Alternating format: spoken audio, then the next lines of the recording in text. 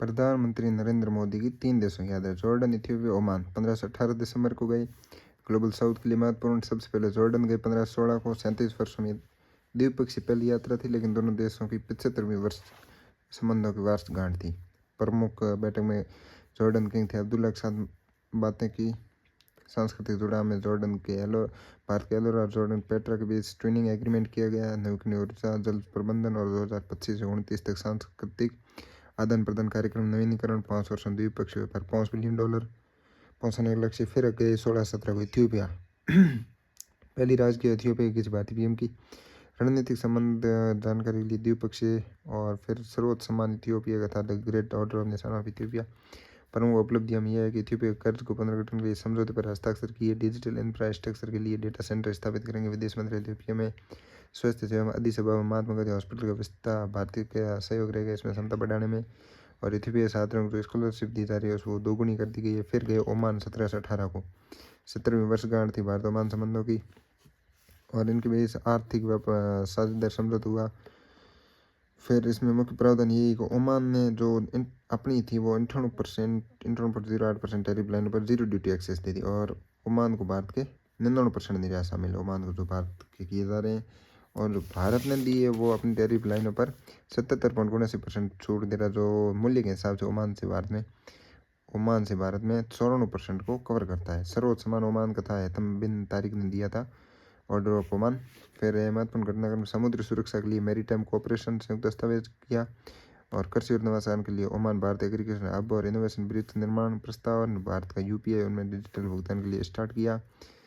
दोनों देशों मध्य समुद्री विरासत संग्रहालयों क्षेत्र में, कृषि संबंध में, उच्च शिक्षा क्षेत्र में, समुद्री सहयोग में, श्री अन्न की खेती में, कृषि में सहयोग में समझौते हुए। फिर 23वां भारत रूस वार्षिक शिखर सम्मेलन, ये 4 से 5 दिसंबर 2025 को हुआ, दिल्ली में हुआ था। और मोदी और रूस के पुतिन आए थे। सम्मेलन में रणनीतिक घोषणा की थी। 2000 की 25वीं वर्षगांठ पर आयोजित किया गया था ये। और इसमें आर्थिक विजन 2030 लॉन्च किया गया भारत रूस का। इसमें 2030 तक द्विपक्षीय व्यापार को $100 बिलियन पहुंचाना। रूस ने तेल और गैस का आपूर्ति का आश्वासन दिया। तमिलनाडु कुडनकुलम में नई इकाइयों पर सहमति बनी।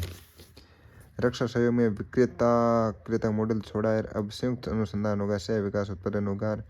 मेड इन इंडिया के तहत स्पेयर पार्ट्स का निर्माण भारत में होगा। Connectivity international north south transport corridor, जो सैनिक से बड़ा वोस्टक मार्ग और उत्तरी समुद्री मार्ग, उनका परिवहन को मजबूत करने पर सहमति बनी। भुगतान प्रणाली रुपये रूबल को बढ़ावा मिला। रूस ने संयुक्त राष्ट्र सुरक्षा परिषद भारत की जो फिक्स मेंबरशिप उसके लिए समर्थन किया। ब्रिक्स में अध्यक्षता के लिए सहयोग का वादा किया। रूस ने इंटरनेट बिग डेटा अलायंस में जुड़ने का एग्रीमेंट अपनाने का निर्णय किया। 30 दिवसीय मुफ्त ई टूरिस्ट वीज़ा की घोषणा की है। भारत न्यूजीलैंड मध्य फ्री ट्रेड एग्रीमेंट हुआ है 22 दिसंबर को। इसमें न्यूजीलैंड के प्रधानमंत्री क्रिस्टोफर लक्सन मोदी साथ में थे। और व्यापार समझौता 9 महीने में संपन्न हुआ। ये 7वां व्यापार समझौता। इससे पहले ओमान, यूके, यूरोपीय संघ, यूएई, ऑस्ट्रेलिया, मॉरिशस के साथ एफटीए हो चुका है। इसमें क्या है कि 100% शुल्क मुक्त पहुंच है। न्यूजीलैंड ने भारत से होने वाले 100% निर्यात पर सीमा शुल्क को समाप्त कर दिया। जैसे आभूषण, इंजीनियरिंग, इनको फायदे मिला। भारत की रियायतें, भारत ने अपने 70% टैरिफ लाइन रियायत दे दी, जो मूल्य के हिसाब से न्यूजीलैंड को 55% निर्यात को कवर करती है। 5 वर्षों में द्विपक्षीय व्यापार दोगुना करना है। 15 वर्षों में न्यूजीलैंड करेगा $20 अरब का निवेश। टी वीज़ा, ये अस्थायी रोजगार प्रवेश का वीज़ा बनाया। 5,000 पैसे वर्ग न्यूजीलैंड एक समय में जा सकते हैं। छात्रों के लिए बनाया। पढ़ाई के दौरान प्रतिमाह 20 घंटे का रोजगार। और छात्रों पर कोई सीमा नहीं होगी। भारतीय छात्रों के लिए लाभ ये दिया। और पोस्ट एडिट वीज़ा स्टेम और 3 वर्ष के लिए, स्टेम स्नातकों के लिए 3 वर्ष और पीएचडी धारकों के लिए 4 वर्ष का post edit visa. Working holiday भारतीयों के लिए प्रति वर्ष 1000 वर्किंग हॉलीडे वीज़ा का प्रावधान किया गया है।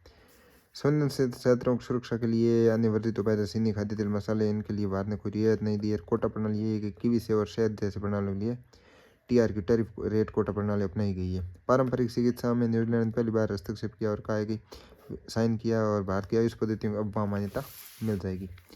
वैश्विक एआई रैंकिंग में स्टैनफोर्ड यूनिवर्सिटी ने जारी किया ग्लोबल एआई वाइब्रेंसी टूल, इसका नाम है। शीर्ष स्थान अमेरिका को मिला है। सबसे नीचे रहा है दक्षिण अफ्रीका। भारत पिछले साल 7वें स्थान पर था। इस बार 21.58 के स्कोर साथ तीसरे पर आ गया। दूसरे पर चीन, पहले पर अमेरिका 78.60 के साथ। भारत को आईएमओ परिषद में पुनर्निर्वाचित किया। 26-27 की अवधि के लिए 40 सदस्य निकाय है। इसमें 34वीं बैठक थी लंदन में। इसमें 169 वैध मतों में से 154 मत आए। और 3 श्रेणियों में बांटा गया है आईएमओ परिषद को। भारत 20 श्रेणी के साथ, ए श्रेणी में 10 सदस्य जो अंतर्राष्ट्रीय शिपिंग सेवा प्रदान करते हैं। बी वाले क्या करते हैं, समुद्री व्यापार में बड़ी हिस्सेदारी वाले हैं। सी में क्या है, इनका समुद्री परिवहन में विशेष हित है। भारत को जो यूनेस्को कार्यकारी बोर्ड है उसमें भी पुनर्निर्वाचित किया। 43वां सम्मेलन था ये, इसमें 2025 गुणती अवधि के लिए निर्वाचित किया गया 4 वर्ष के लिए। कुल सदस्य इसमें 58 है। समान भौगोलिक प्रतिनिधित्व सुनिश्चित करने के लिए किया जाता है चयन। मुख्य शासी निकाय है, इसका संचालन पेरिस फ्रांस से होता है। डोपिंग मामलों वाडा रिपोर्ट में भारत फिर शीर्ष पर है। एडवर्ड एनालिटिकल फाइंडिंग्स पर आधारित किए गए हैं। इसमें 2026 टेस्टिंग आंकड़े में 30 वर्ष लगातार ये हुआ है। 260 सकारात्मक मामलों के साथ शीर्ष स्थान पर है। भारत की डोपिंग पॉजिटिविटी दर 3.6% रही है। और फिर आता है नाडा ने 7113 नमूने कलेक्ट किए थे, जिसके बावजूद ये सब हो रहा है। ये 30 वर्ष से जब हैट्रिक लगी पहले स्थान पर रहा है। सबसे ज़्यादा एथलेटिक्स में, फिर भारोत्तोलन, फिर कुश्ती। वैश्विक तुलना में फ्रांस दुनिया में दूसरे स्थान पर, इटली तीसरे स्थान पर है। सूडान में बनेगा रूस का नौसेना अड्डा, सूडान ने अनुमति दे दी है। पोर्ट सूडान पास लाल सागर क्षेत्र में बनेगा। अमेरिका की मेजबानी होने वाले G20 सम्मेलन ने अमेरिका ने क्या कि दक्षिण अफ्रीका को बाहर करके पोलैंड को G20 में ले लिया है। 16 वर्ष से कम उम्र बच्चों को सोशल मीडिया बैन कर दिया है ऑस्ट्रेलिया ने। फिर आता है प्रधानमंत्री ने क्या किया, लखनऊ में राष्ट्र प्रेरणा स्थल का उद्घाटन किया 25 दिसंबर को वाजपेयी की 101वीं जयंती पर। और फिर आता है कमल की आकृतिक समान राष्ट्र प्रेरणा स्थल 230 करोड़ लागत से 65 एकड़ में फैला है। श्याम प्रसाद मुखर्जी, दीनदयाल उपाध्याय, वाजपेयी की मूर्तियाँ लगी हुई है। जो दीनदयाल की है वो मूर्ति तैयार की राम सुतार जी ने, अन्य दो की थी माटू राम जी ने। संसद के शीतकालीन सत्र में 8 विधेयक पारित हुए। 1 से 19 दिसंबर तक ये चला। 8 विधेयक पारित हुए। पहला है शांति विधेयक, sustainable hearing and advancement of nuclear energy for transfer in India, सतत विकास के लिए न्यूक्लियर एनर्जी। 17 दिसंबर लोकसभा में, 18 को राज्यसभा में, 21 को साइन कर दी राष्ट्रपति ने। अब कंपनी एनर्जी थी उन वो भी एंट्री करेगी, विदेशी भी एंट्री करेगी, परमाणु संयंत्र का निर्माण करेगी। NPCIL न्यू इसका एक अधिकार था वो समाप्त हो गया। पुराने कानून थे जो परमाणु ऊर्जा अधिनियम एक्ट 1962 और परमाणु शक्ति दायित्व नागरिकों के लिए थी, ये 2010 ये भी निरस्त कर दिया। और मुआवजे के लिए केवल संचालक की जिम्मेदार होगा। परमाणु ऊर्जा नियामक बोर्ड को वैधानिक दर्जा दिया और इसकी स्वायत्तता, संसद के प्रति जवाबदेही बढ़ेगी लेकिन स्वायत्तता भी बढ़ेगी। और 2047 तक 100 गीगावाट परमाणु ऊर्जा का उत्पादन करना भी लक्ष्य है मेन।